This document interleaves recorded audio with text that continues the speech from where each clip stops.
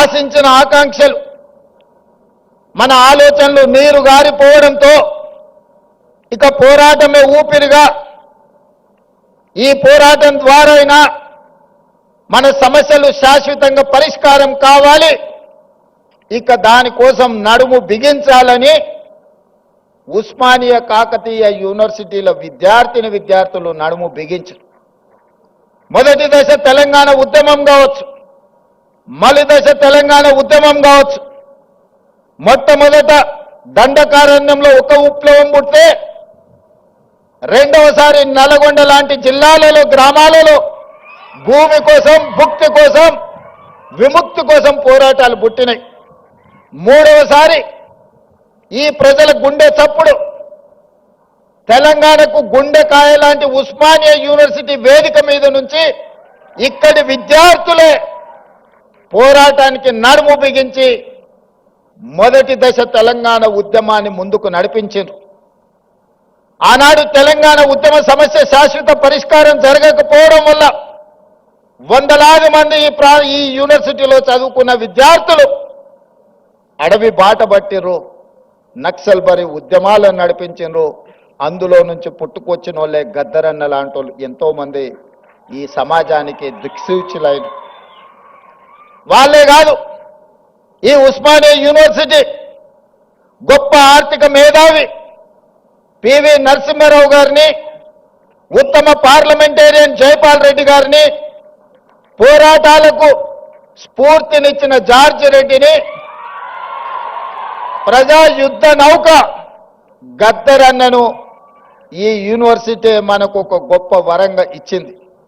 చాలామంది మేధావులు, ప్రపంచంలోనే గుర్తింపు పొందిన జ్ఞానులను ఈ యూనివర్సిటీ మనకు అందించింది.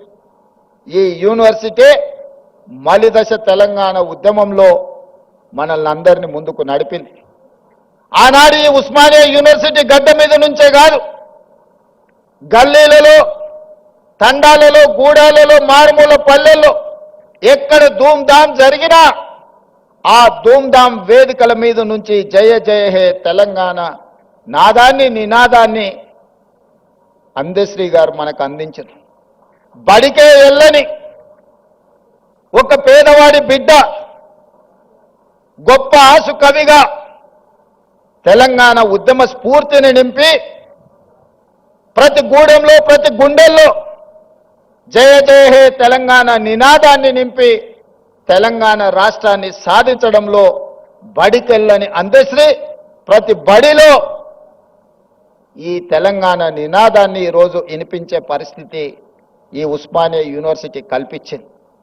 అందుకే మిత్రులారా, ఎప్పుడు సమాజానికి ఏ సమస్య వచ్చినా ఆ సమస్య మీద ఈ యూనివర్సిటీ విద్యార్థులు కదలడం ద్వారా ఆ సమస్యకు పరిష్కారం దొరికింది. ఆ పరిష్కారమే స్వరాష్ట్ర తెలంగాణ ఆకాంక్ష. మరి తెలంగాణ వస్తే ఇక్కడున్న మా తమ్ముళ్ళు, చెల్లెళ్ళు ఏం ఆశించరు?